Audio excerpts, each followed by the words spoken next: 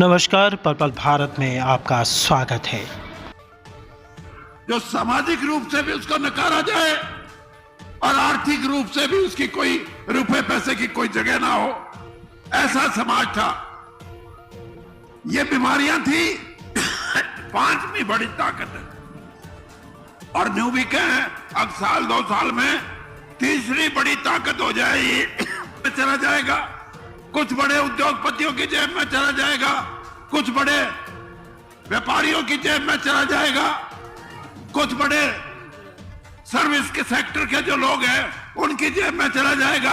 अगर किसान गरीब रहेगा, अगर कमेरा वर्ग गरीब रहेगा तो उस तीसरी आने का भारत का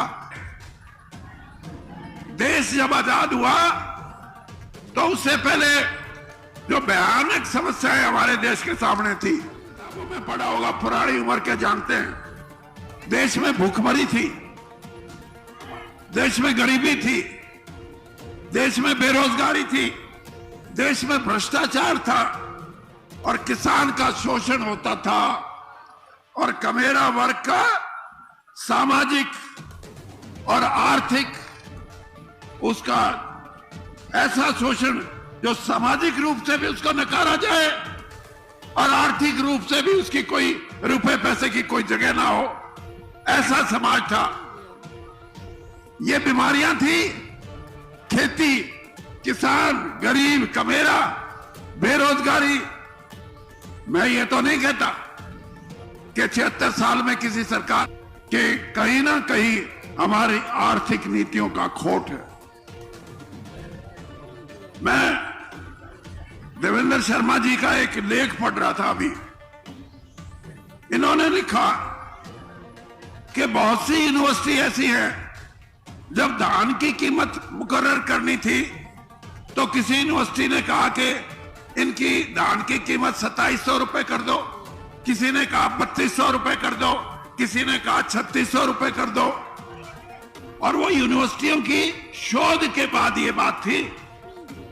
लेकिन सरकार और सरकार में बैठे कृषि शास्त्री और बड़े बड़े सरकारी ओहदों पे बैठे अधिकारी वो ये कहते हैं कि इतना बढ़ा दिया तो महंगाई बढ़ जाएगी।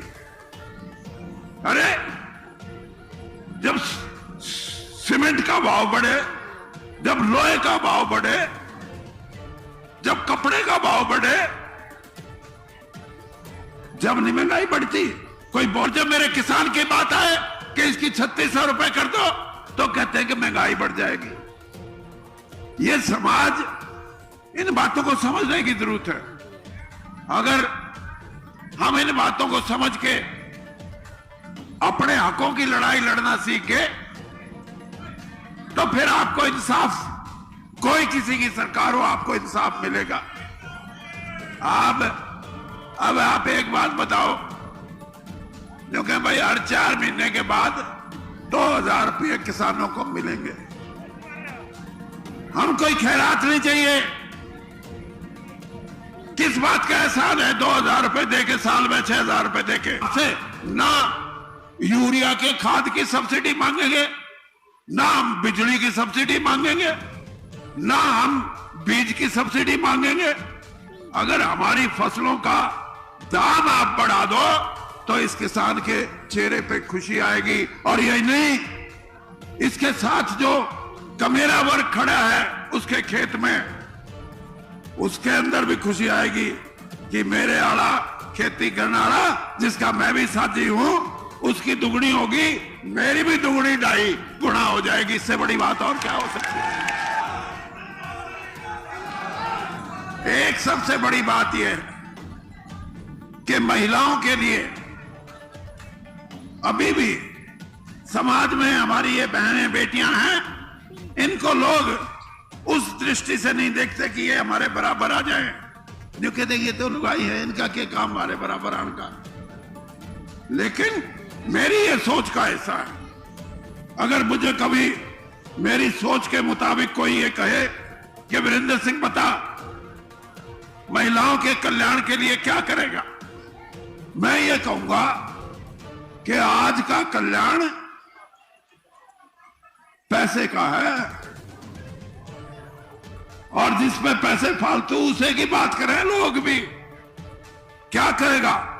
मैंने कहा मैं तो ये सोचता हूं कि जितनी भी महिलाएं नौकरियों में हैं उनकी तनख्वाह आदमियों से 33 गुना, ये 33 रिजर्वेशन है ना, मैं ये कहता हूं कि उनकी तनख्वाह 33 गुना, 33%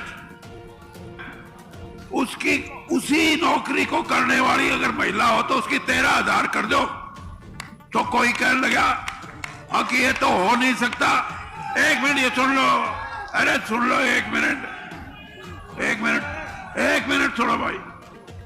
तो मैंने कहा, वो कहने लगे कि ऐसे तो मैं ये फैसला तो किसी भी सरकार का तोड़ दिया जाएगा। तो फिर मैं बोला, मैं कहा अच्छा तनख्वाह नहीं बढ़ाओ तो उनको कहो अगर 10,000 तो यार तेरी तनख्वाह और 3,000 तेरा भत्ता। मैंने कहा फिर सुप्रीम कोर्ट क्या कहेगा? तो यही बात है। और ये बात क्यों है? क्योंकि महिलाओं के प्रति अपराध बढ़ रहे हैं, कहीं कोई जल के मर रही है, कहीं कोई फांसी खा रही है। मैं ये कहता हूं कि जब उनकी आर्थिक अवस्था मजबूत होगी, लोग सारे न्यू क्या करें कि सास जो है या करे खराबा, जिसकी सासू खराबा करे वह बहू तो कह तो मरेगी और क्या कुछ और करेगी।